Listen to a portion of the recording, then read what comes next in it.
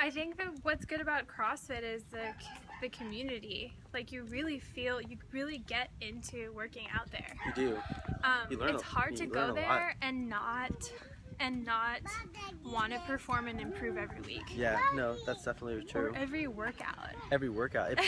I mean, like, that's why I go. I mean, it pushes you. I can push myself, but when it comes to like doing like the cardio portion of it, it's a lot easier when you're doing it with people. Yeah. Or like a group of people that you don't really know that well. You know them, but you don't really know them as well. So there's this kind of like this discomfort of, God, I'm gonna push myself, like competition almost. I don't know. Yeah, it's like all, I don't know. It's just, I think that's what makes CrossFit unique is the community that's there. And that's my favorite part. Is this our topic? How do you eat when you're full? I mean, sorry. How do you, if you're not hungry and you just worked out, what do? Right? Yeah. Like what do you do? I mean, for me, What's up, man? After I work out, I feel nauseous. Yeah. I don't want to eat. That's normal. I mean, people are like, fuck, I feel nauseous. What do I eat? What do I drink?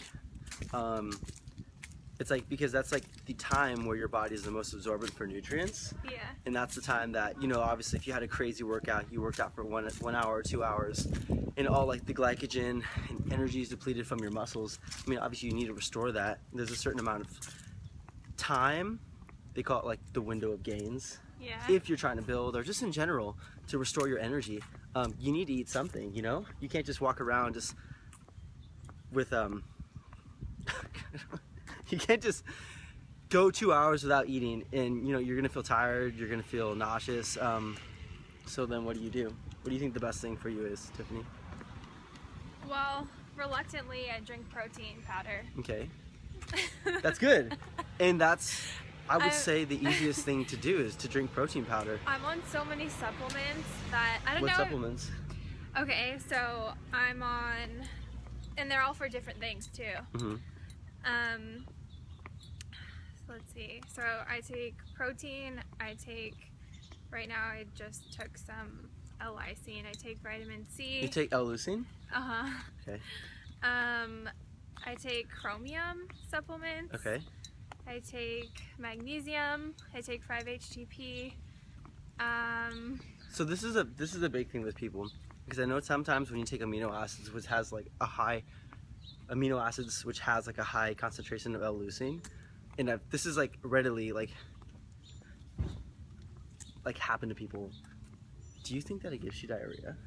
No. No? Okay, that's good. Because that was a look of total discomfort right there. No, I know for sure that it doesn't. Yeah. Because I know that I've talked to people that take amino acids and they tell me like, holy crap, I just took the supplement and I just got massive diarrhea after it. No? That's interesting. Maybe it's just them. No, I haven't. It's trees. This is a beautiful neighborhood, isn't it? This is Brian's neighborhood. It's Bluff Heights. Bluff Heights. Belmont Heights, close next door neighbors to Belmont Heights. Yeah. Sorry about the lack of intro there. We were mid-conversation. We're like, oh, we should film this. We should film this. Walking around drinking some cold brew. I'm debating whether I should continue. I really want to continue going to CrossFit, but it's so expensive. And we're trying to talk about it. I mean, obviously it's worth it, but what are the differences between going to a regular gym and CrossFit? That's what we were talking about basically. Yeah. So I think if you have a good workout plan and you have, I don't know, it all depends on what your goals are. Yeah, and it depends on how much, for you. exactly, what your goals, what works for you, and how much do you know, and already. Yeah, because I can't, honestly, if I went to a gym without a written workout, I would just probably be looking around like, gosh, I don't know what to work on today. Yeah, like exactly. You can't go into the gym without a plan. And that kind of goes into our last topic of like motivation. Yeah. You know, are you motivated when you go in there? Do you know what to do? Like, it's hard if you don't know what to do. It's just kind of like, oh, I'm gonna go do cardio. Why do I even go to the gym? I'm not even gonna go because I just go do cardio. I could just do cardio.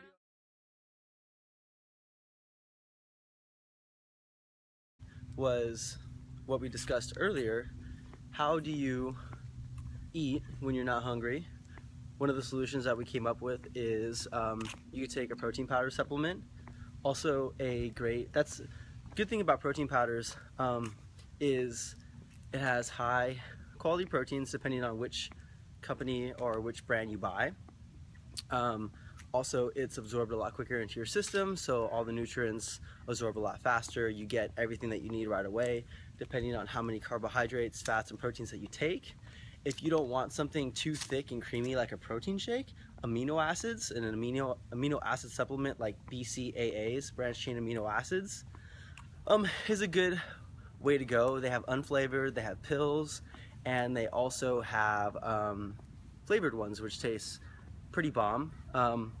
We will, in the show notes, give a list of all like the good quality proteins and good quality amino acids that you could take.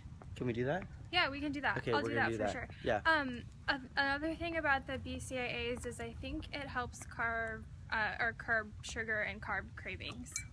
It does. No, it really does. Especially if you take a flavored one, because, hold on, we're gonna switch over here. Yeah. My right arm Totally. is starting to fail on me. Okay, let's see if I can do this. Here, I can help. There we go. Cool. Okay, yeah, it does totally carb sugar cravings. If you love chocolate, get a chocolate protein. There's so many that take like melted chocolate ice cream, amino acids. They have like watermelon, bubble gum. Those taste like Jolly Ranchers. They taste like Jolly Ranchers, and some of them you could find like are gluten-free, soy-free, no added colors, no added sugars, none of that stuff. So they have some pretty good supplements out there that you could take to help you curb your cravings and your hunger after you work out. So, for example, a problem, I guess you would call it a problem, I wouldn't call it a problem. What's that? Is, so I wake up in the morning and I take protein. Okay. And I basically don't eat anything between the time I wake up, which is like 6 o'clock, Okay. to until I get hungry again. I only like eating when I'm hungry. And you know what? I don't know how often you say like you need to eat more, and I'm like, Well, so the next time I haven't eaten still since okay. So what time did you wake up? 6. Okay.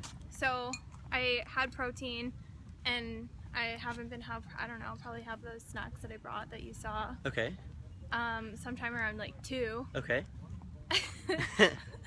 That's fine. So do I need to like force myself to eat? And You know the what? more that I force myself to eat, I'll be hungry more often? This is the thing about fitness. There's like not one set rule. And as I like just go out, as I read more and just go on in this like fitness journey / industry, I personally think nowadays that, you know, people say that you need to eat 5 to 6 small meals a day. Is that true? I honestly don't know. I'm sorry, I'm totally fucking it's okay. skipping you. Is that true? Do you need to do that? I really don't think you need to. I think that you should never force yourself to eat. If you're not hungry, don't eat. But I mean, that is kind of contrary. Like after you work out, you obviously need something so you don't pass out and feel lightheaded. So after your workout is a little different. But throughout the day, if you're not hungry, obviously you're gonna go through situations throughout the day where it's gonna cause you either I'm hungry or you're not hungry. Are you sad? Are you angry? It really depends on your mood, kind of, you know. But I would say try not to go 5 hours without eating. You know. Tiffany, what was the question? It was just like one day I was at the gym and you're like, "What have you eaten today?" And I was like, "Basically nothing." Yeah. And you got really mad at me. And you're like, "You need to eat more." And I would say you should eat at least 2 hours, 1.5 to 2 hours before you work out. Definitely, that's important. But never force yourself to eat. I mean, if you're not hungry, don't eat. But if it's been like 6 hours, then eat something. You know. I would say you. Oh God, I lost it. I had it and I lost it. It's okay. You'll get it back. No, you should never force yourself to eat. But I mean, if it's been like an extended period of time and you're gonna go work out or something like that, yeah, you know, check it out. It's my off day. I'm not gonna eat as much today as I usually would in a normal day. It really depends on the amount of activity that you're doing for the day. That's the proper answer. Yes. I'm gonna go for a run, but I'm not gonna, you know, if I know I'm gonna have like a crazy workout, I'm obviously gonna be eating more calories. Okay? If I know my workout is gonna be super intense for the day, I'm gonna eat more calories. If I know I'm gonna take it a little bit easier, then I'm not gonna eat as much calories. Today, I'm only gonna go for like an hour run, so I'm obviously not gonna go crazy on the carbohydrates. I'm gonna be low on them, and I'm not gonna eat as much. So, yeah. Okay. Kind of. Oh, go ahead. No, I was gonna say base your eating off kind of the amount of activity. Activity. Exactly. That's a good way to look at it. That's a good way to look at it.